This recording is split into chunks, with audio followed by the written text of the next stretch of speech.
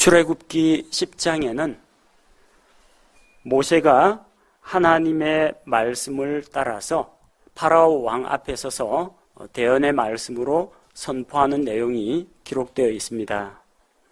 하나님께서는 모세를 보내서 이스라엘을 이집트의 압제에서 구출하고자 하셨습니다. 하지만 파라오가 계속해서 거절을 합니다. 하나님의 무서운 징계의 손길을 겪을 때는 그때는 마음이 낮아져서 보낼 것처럼 하다가 조금 숨통이 트이면은 다시 하나님께 반역을 합니다. 하나님께서는 파라오를 또다시 그분의 권능으로 다루기 시작하십니다. 오늘 출애굽기 10장에는 두 가지 재앙이 기록되어 있습니다. 8째 재앙, 메뚜기 재앙, 그리고 9째 재앙, 흑암의 재앙이 기록되어 있습니다. 하나님께서 모세를 이집트에 보내신 목적이 무엇입니까? 그 조상들과의 언약을 기억하시고 이제 자기 백성 이스라엘을 이집트 사람들의 압제에서 건져내어서 그들로 하여금 아브라함과 이삭과 야곱에게 약속하셨던 약속의 땅 가나안을 그들에게 상속 유산으로 주고자 하시는 것입니다. 이 일을 위해서 하나님께서 모세를 보내시고 거듭 말씀을 선포하게 하셨습니다. 내 백성을 가게 하여 그들이 나를 섬기게 하라. 이 말씀을 선포했지만 파라오와 파라오의 신하들이 하나님의 말씀을 듣지 않았습니다. 하나님께 불순종하면 어떻게 됩니까? 하나님의 심판과 징계의 손길이 임합니다. 그러면 하나님의 심판 앞에서 마음이 낮아져야 하는데 그들이 더욱더 마음을 완고하게 하고 강팍한 마음을 갖습니다. 그들이 강팍한 마음을 먹고 주님께 불순종했지만 하나님께서는 이것을 통해서 오히려 주의 영광과 그분의 권능을 나타내셨습니다. 이집트 온 땅에 오직 주만이 하나님이시라는 표적을 보여주셨습니다. 이집트 사람들은 여러 잡신들을 섬기는 다신교입니다. 여러 신들을 섬깁니다. 어떤 절대자로서의 신이 아니라 개구리라든지 해달별이라든지 강이라든지 다 이런 하나님의 창조물들을 창조주처럼 섬긴다는 겁니다. 그러나 거듭되는 하나님의 이런 징계와 재앙을 통해서 자기들이 그렇게 섬기던 신들이 하나도 힘을 못 쓰고 하나도 자기를 지켜주는 신이 없다라는 것을 발견하게 하셨습니다. 이집트의 모든 신은 헛것이요 오직 주만이 하나님이시다. 여호와만이 하나님이시다라는 것을 그들에게 보여주신 것입니다. 또 이스라엘 백성으로 하여금 이집트에서 하나님께서 어떠한 권능으로 그들을 이끌어내셨는지 똑똑히 기억했다가 자기 아들에게, 손자들에게 다음 세대에 거듭 전하도록 하기 위해서 이 일을 행하셨습니다. 결국 하나님께서 온 땅의 주가 되시고 모든 것을 통치하시는 주인이 되신다는 것을 알려주고자 하신 것입니다. 자, 지난번에 우리가 7째 재앙, 우박 재앙을 살펴보았습니다.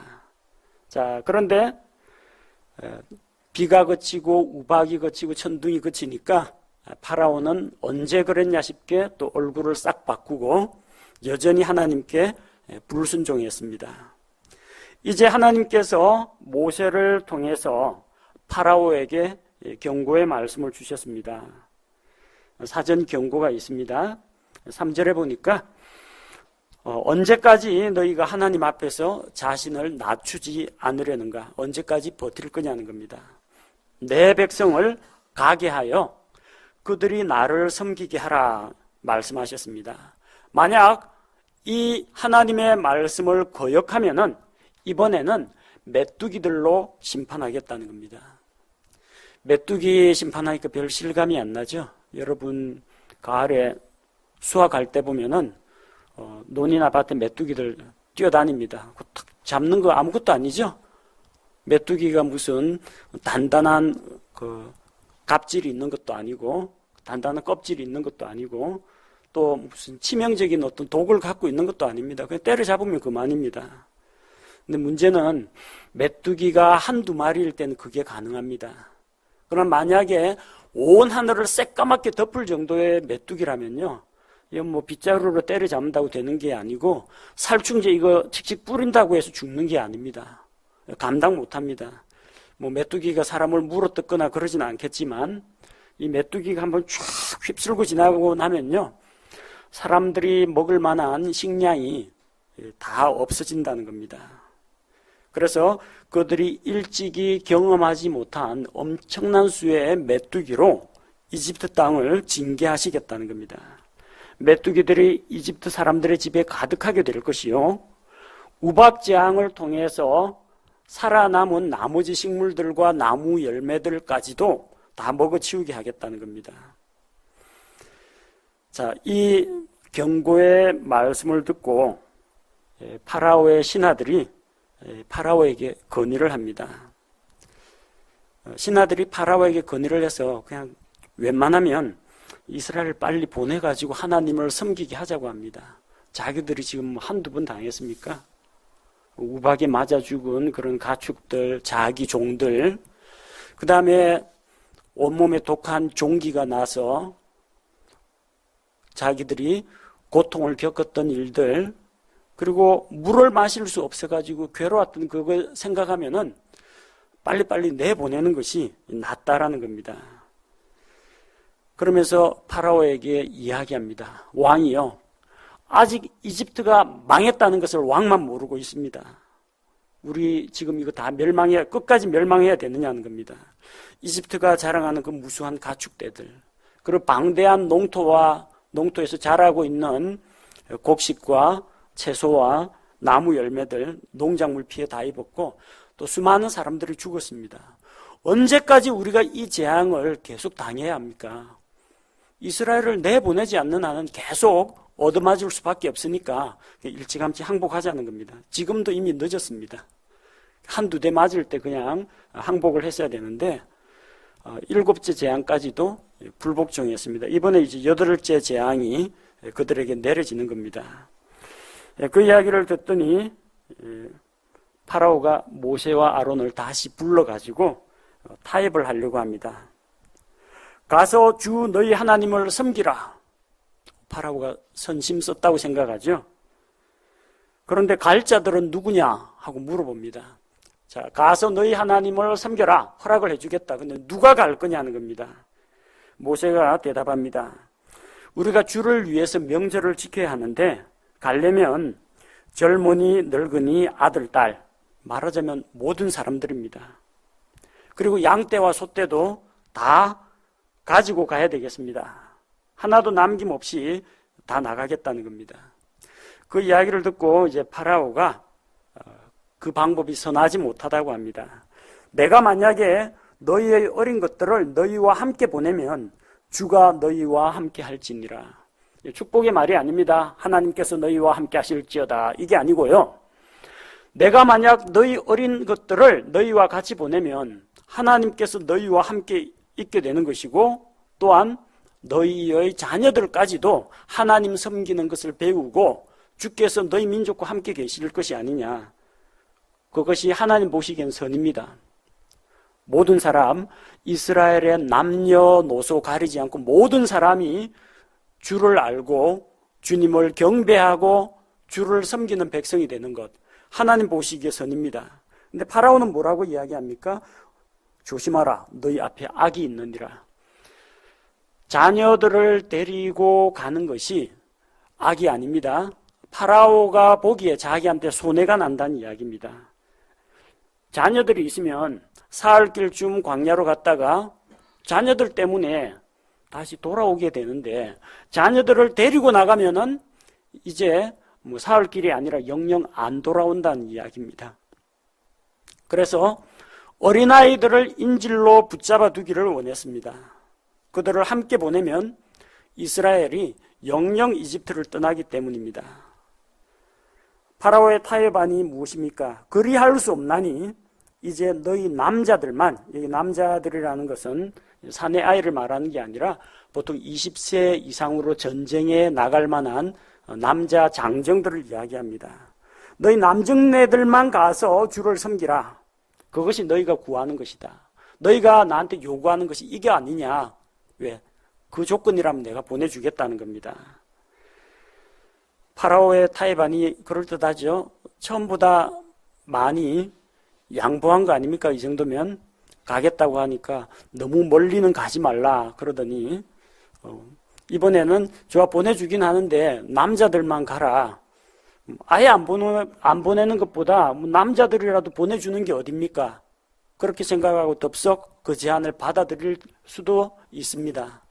그러나 하나님의 말씀이 무엇이었습니까? 너희 온 이스라엘 민족이 이집트에서 나와서 약속의 땅 가나안으로 가는 것, 그게 하나님께서 원하시는 것입니다. 그래서 이 타협안을 받아들일 수가 없다는 겁니다.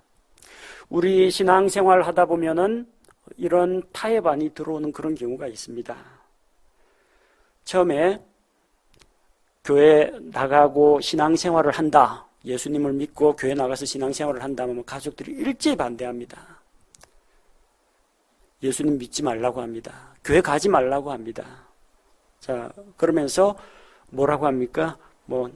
정 말릴 수는 없으니까 너무 깊이 빠지지는 말라.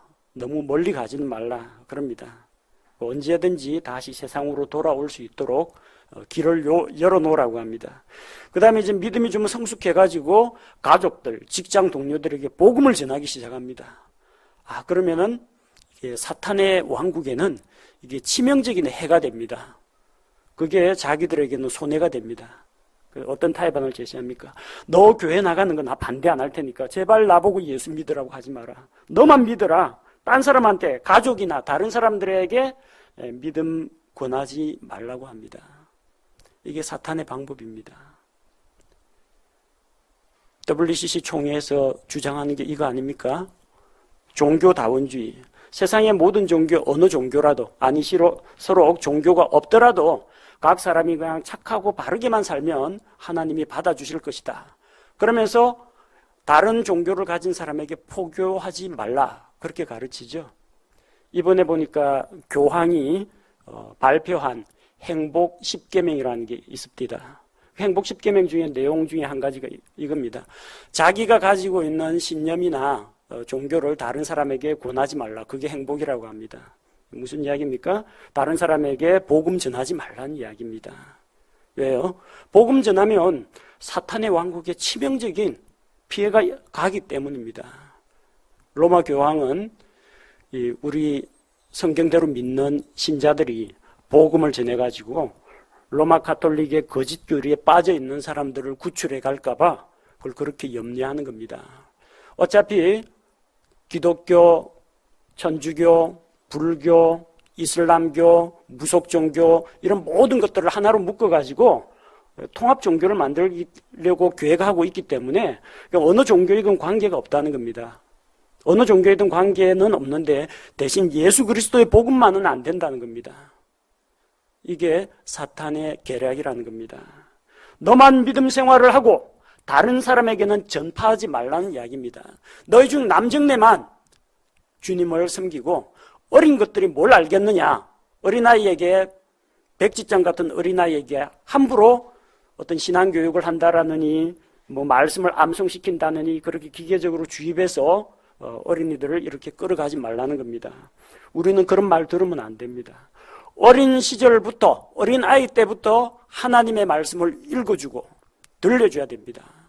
어느 정도 그를 읽을 수 있게 되면 성경책을 가족들이 함께 읽도록 해야 됩니다. 조금 더 자라서 이해력이 있으면 그가 하나님 앞에서 죄인이라는 사실과 죄 문제 해결하는 데는 예수 그리스도의 십자가의 대속밖에 없다는 것을 반드시 가르쳐야 됩니다. 어린 것들은 두고 가라? 아닙니다. 어린아이야말로 다음의 믿음 세대를 이끌어 나갈 차세대입니다.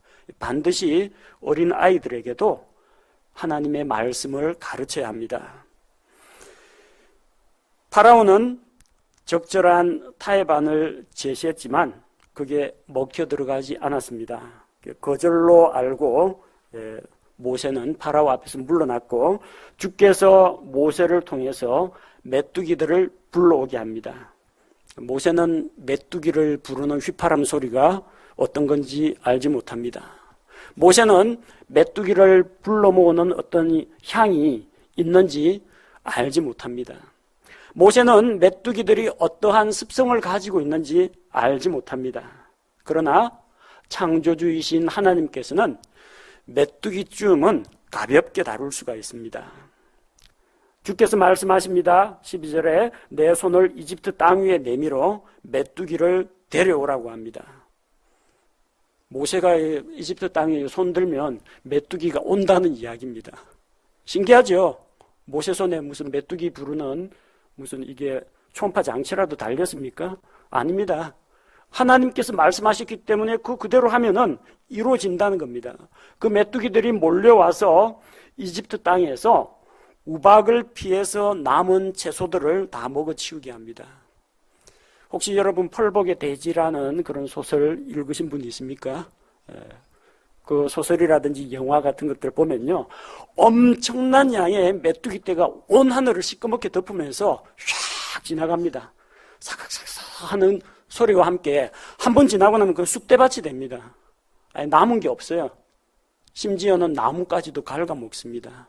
한두 마리가 아니라 엄청난 메뚜기 군단들이 모이면은 그야말로 모든 것이 초토화돼 버립니다. 먹을 수 있는 거는 쇠붙이 같은 건 못 먹겠지만 뭐 나무로 만들어진 거라든지 풀이라든지 채소라든지 과일이라든지 전부 아예 씨를 말려버립니다. 모세가 손을 내밀었습니다. 말씀에 따라서 일은 누가 하셨느냐?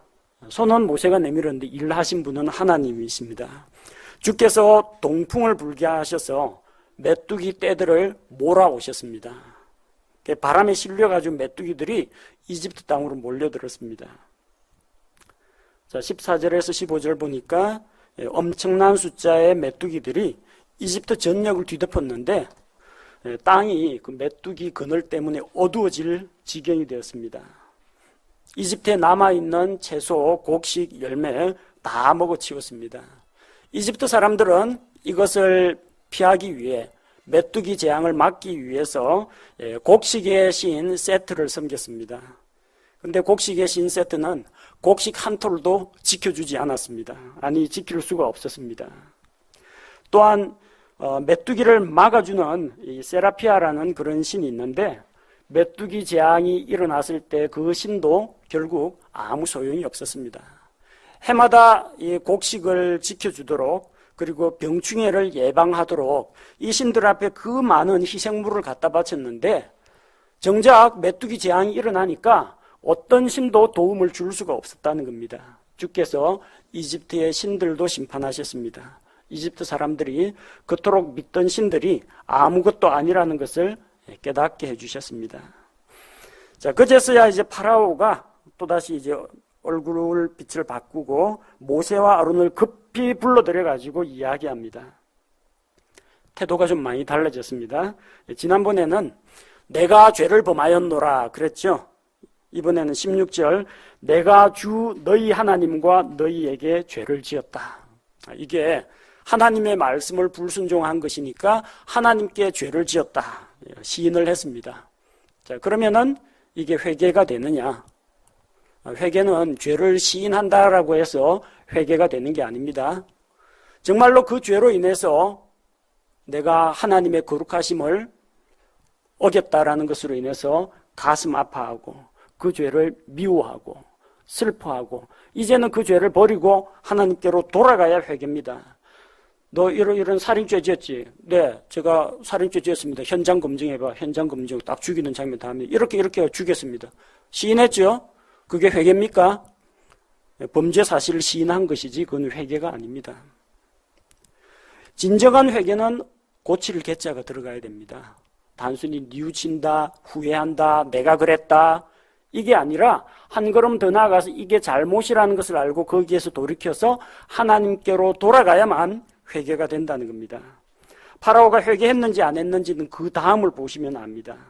과연 내가 주 너희 하나님과 너희에게 죄를 지었다 했는데 이제는 그럼 죄를 떠나서 하나님의 말씀에 순종하면 그거는 회개라고 볼 수 있습니다. 그러나 이 재앙이 끝나고 또다시 원래대로 돌아간다면 그건 회개라고 볼 수가 없는 겁니다. 17절에 파라오가 간청합니다. 내 죄를 이번에 한 번만 용서하고, 이 한 번이 아니죠. 벌써 몇 번 용서했습니까? 이것만 멈추게 하라. 그러면 보내주겠다. 이번 한 번만 용서해주면은 정말로 이스라엘을 보내겠다. 몇 번씩이나 했죠. 여러 번 용서받았습니다. 이번만 용서해달라. 그리고 주 하나님께 간구하여 이 죽음의 재앙만은 나에게서 떠나가게 해달라고 합니다. 이번에 한 번만, 딱 한 번만. 여러분 자라나면서 이런 경험 많이 하셨죠? 또 자녀들 키우면서 이런 경험 많이 하고 계시죠? 잘못했어요. 다시는 안 그럴게요. 다시는 안 그럴게요. 매 맞고 그 다음 며칠 못 돼요. 또 똑같은 잘못을 저지르고 이번에 진짜요. 이번만 용서해 주시면 다음부터는 안 그럴게요. 다시는 안 그럴게요. 그런 말을 얼마나 많이 해왔습니까? 파라오도 지금 당장 매 맞기 싫어가지고 이럽니다. 속마음은 아직까지 달라지진 않았습니다. 그냥 단순히 메뚜기 재앙을 면하게 되기 위해서 다급하니까 이렇게 이야기하는 겁니다.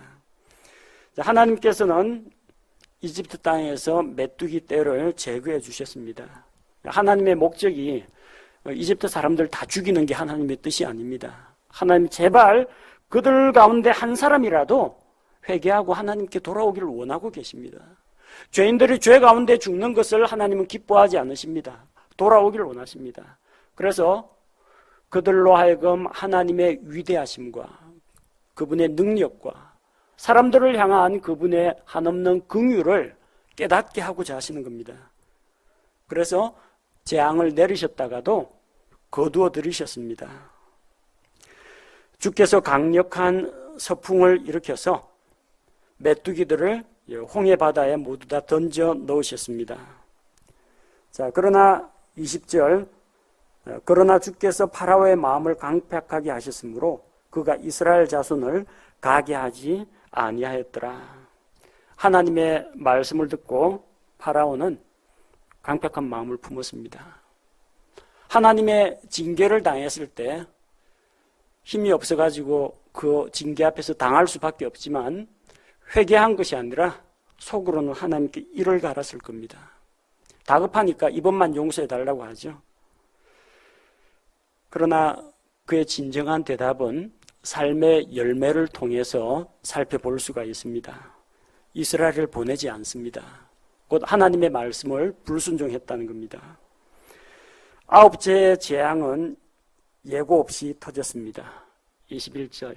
하나님께서 모세에게 너는 파라오에게 가서 이렇게 전하여라. 만일 내 말을 듣지 아니하면 이런 식으로 전한 것이 아니라 주께서 모세에게 말씀하십니다.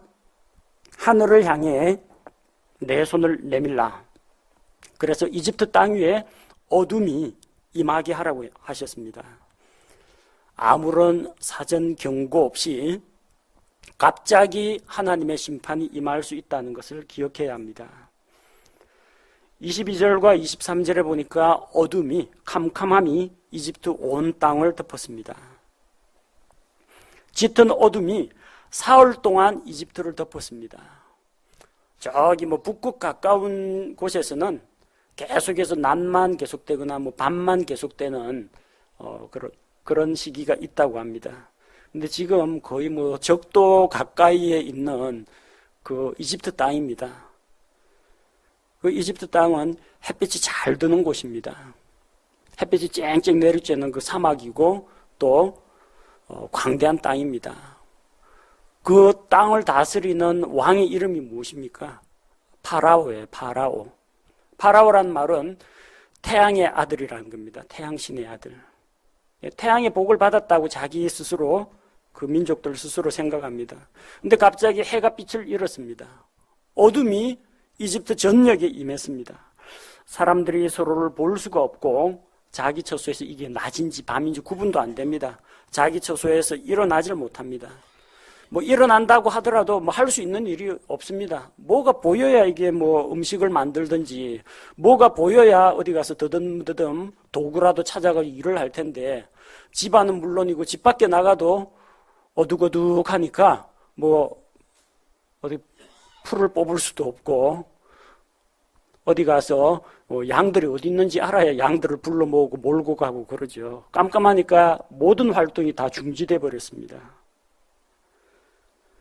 하지만 이스라엘 자손이 거하는 곳에는 빛이 있었습니다.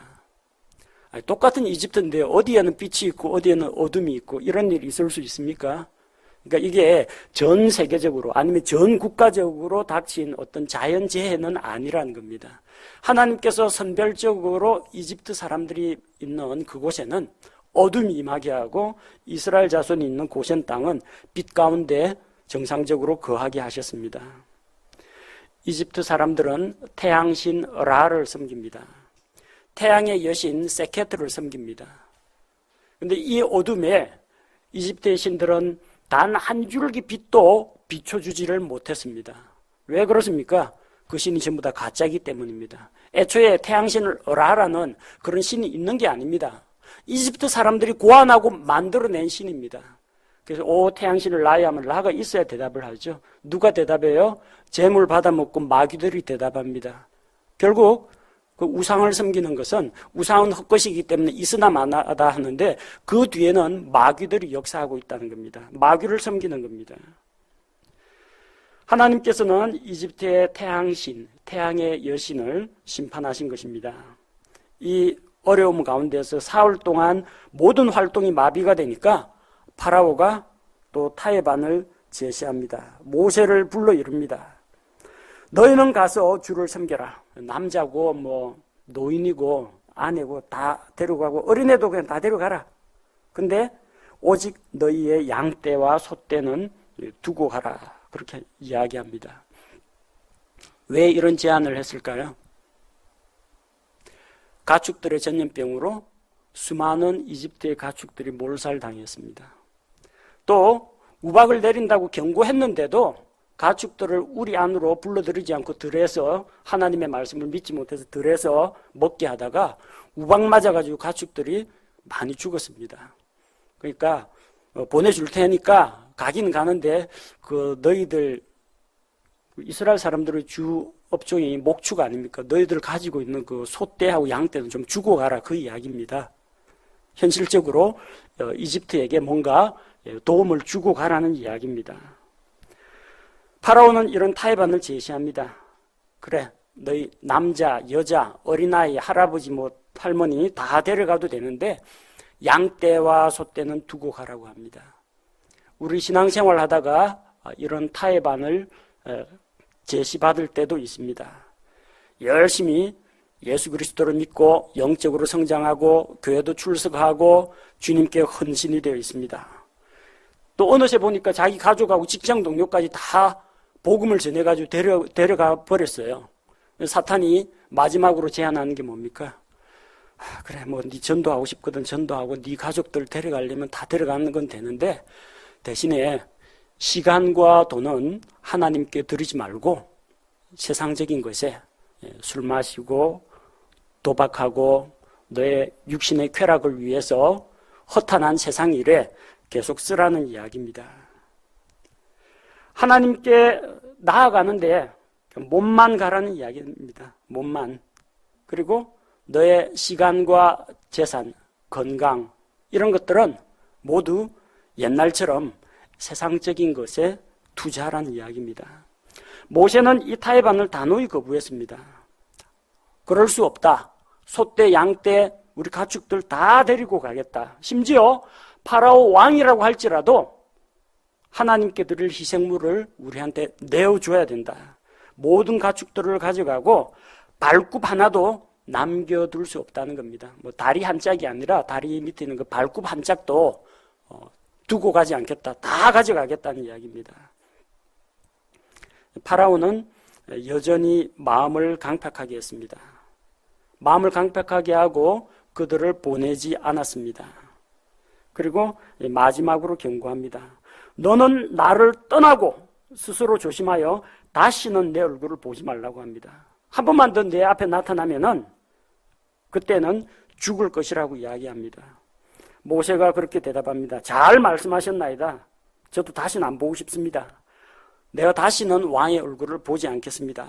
그렇게 이야기합니다. 하지만 마지막 10번째 재앙이 끝나고 나서 출애굽기 12장 31절에서 발등에 불이 떨어졌죠. 한밤중에 파라오가 모세와 아론을 불러옵니다. 불러와서 안 보겠다더니 왜 불러요? 불러와서 너희와 이스라엘 자손은 일어나 내 백성 가운데서 떠나며 너희 말한 대로 가서 주도 섬기고 다 데리고 가고 양떼와 소떼도 다 가지고 가고 나를 위해서 축복해달라 그럽니다. 이게 마지막 파라오의 항복이었습니다. 파라오는 끝끝내 9째 재앙에 얻어맞고도 마음을 강팍하게 했습니다. 그러나 하나님께서 예비하신 10째 재앙이 남아 있었다는 겁니다. 우리는 이 출애굽기 10장을 읽으면서 사람의 본성이 어떠한지, 우리 자꾸 파라오 비판하는데 우리도 별반 파라오하고 크게 다를 바 없는 죄악된 성품을 가지고 있는 그런 사람에 불과합니다. 번번이 약속을 어기는 파라오. 사탄도 언제나 거짓말을 합니다. 그럴싸한 타협안을 제시하지만 결국 거짓말하고 속이는 겁니다. 따라서 사탄과는 어떠한 어떤 타협안이나 중재안을 받아들일 수가 없다라는 겁니다. 오로지 하나님의 말씀을 있는 그대로 순종하는 것이 가장 현명한 길입니다.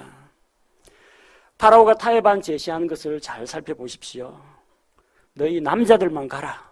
너나 믿어라. 다른 사람까지 데려가지 말고. 하지만 우리는 구원받은 것으로, 내가 구원받은 것으로 만족하고 거기에 안주하면 안 됩니다. 우리의 가족과 우리의 친구들도 주께 데려가야 합니다. 우리의 어린 자녀들도 어릴 때부터 말씀으로 교육시켜서 주님께 데려가서 함께 주를 섬겨야 합니다. 파라오가 유혹합니다.